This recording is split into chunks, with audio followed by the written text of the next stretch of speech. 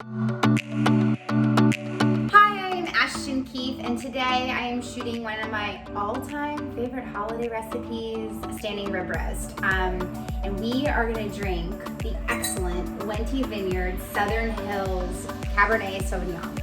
And this is one of my all-time favorite wines. You can drink this during the week too, but I really think it's epic from like Halloween to New Year's Eve. We are doing a one rib standing rib roast. So this is great if you're doing like a dinner for 2 or 4, or you're using it as like a part of the meal. So to get started, I have put the oven at 375 degrees, and I've got a large kind of Dutch oven-y pan. I'm gonna put this over medium-high heat, and we wanna do this because we wanna get a really nice crusty sear on our steak. And in order to do that, we need really high heat. I'm gonna put a little bit of olive oil in the bottom of my pan. I'm gonna season my rib roast with salt and pepper. So I'm gonna make sure I get all over this rib roast. And then I'm gonna use pepper.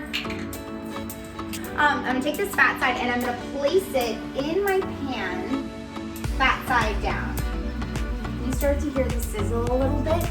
What's gonna happen is this is gonna render and start to get golden brown and delicious and beautiful. I am gonna also use some woodsy herbs. So I'm using thyme and rosemary, and I'm just gonna plop them into the pan, just around the sides, just so they can start to flavor the oil.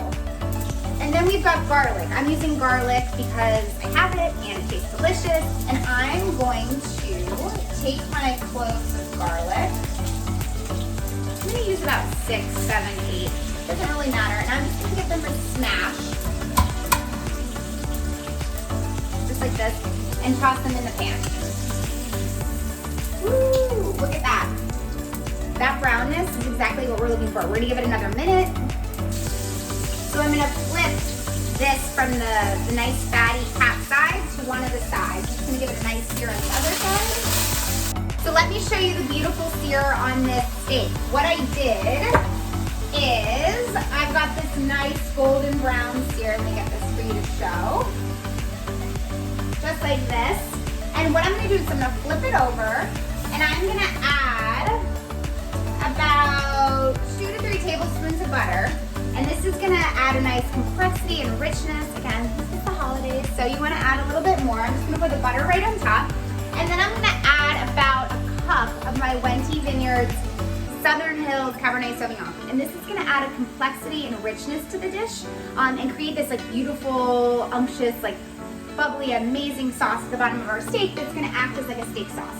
So I'm gonna pour about 1 cup of it into my dish. So I'm gonna pop this in the oven for about 10 to 15 minutes. It's gonna cook to about medium rare, and then we're gonna bring it out of the oven and we're gonna let it rest on our board, and then it's gonna continue to cook as it rests. So you really wanna make sure that you have that medium rare, medium, so that it doesn't go over as you let it rest. So this is gonna go in the oven, and then I'm gonna show you what it looks like when it comes out and talk about this amazing wine. Oh my gosh, it looks amazing.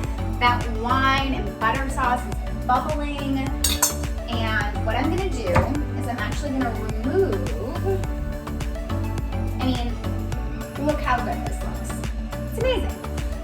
So I'm gonna pop it right on our board, and I'm gonna let this rest for another 10 to 15 minutes. The rule of thumb is you wanna let it rest for about 5 minutes a pound. So this is about 2.5 pounds. So I'm gonna say 15 minutes to be safe. It's not gonna get cold. Everybody's always worried about that.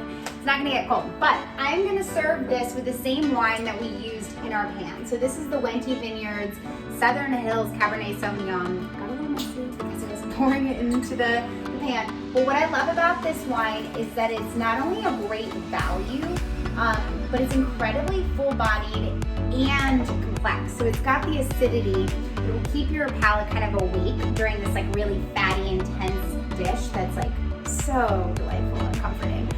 But the acidity and the tannins in the wine are going to keep your palate and your mind kind of interested and guessing and excited. It's not going to push you to sleep, but it's got enough like strength and girth to kind of stand up to the intensity of this piece of meat, which is just amazing and so flavorful.